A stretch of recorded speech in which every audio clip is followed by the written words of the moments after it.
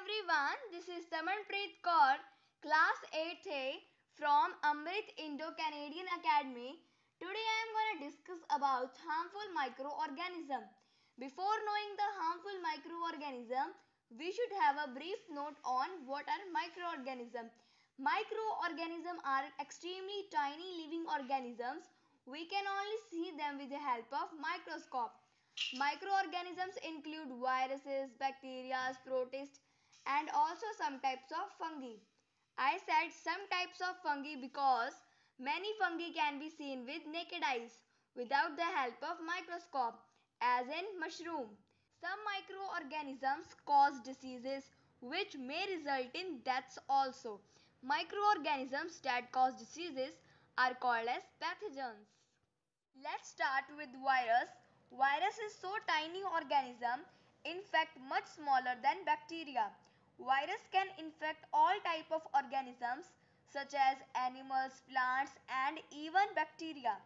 To relate the present situation COVID-19, I will explain how it spreads. Very important thing is that virus need to infect other organisms in order to reproduce. In more simple words, if COVID-19 virus is on any vegetable, it can be finished with certain ways like proper washing in hot water with salt, and secondly, it will also finish itself after few hours. The reason is that the reason is it is not reproducing, it is not increasing in numbers. It only increases or reproduces when it affects any organism, and at that time it is not easy to destroy it because it is increasing in numbers rapidly. One more example is influenza virus particles which cause flu symptoms in people.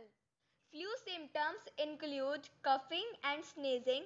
So simply when an infected person coughs or speaks, the virus affects to another. The human immunodeficiency virus, in short HIV, is one of the most dangerous virus. It causes immunodeficiency syndrome in humans. In simple language, it creates a condition in which the immune system starts to fail and ultimately becomes life-threatening. This virus infects the white blood cells in our immune system. Next is bacteria. Many bacteria are responsible for causing diseases in human.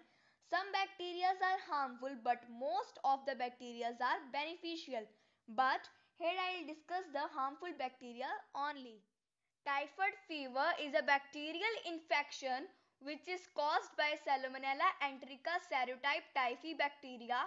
It is a communicable disease that spreads through contaminated food and water. In simple words, this disease can spread by using unhygienic, impure or polluted food or water and using food or water of affected. Next is protist. Protist is a single-celled organism. Some common protists are algae, amebas, euglena, plasmodium and slime molds, etc. Malaria is a disease caused by protist. The protist enters in human body through the blood. When an infected Anopheles mosquito bites a person, the protist moves to the liver of the person and starts to reproduce. Malaria causes severe headache, high fever.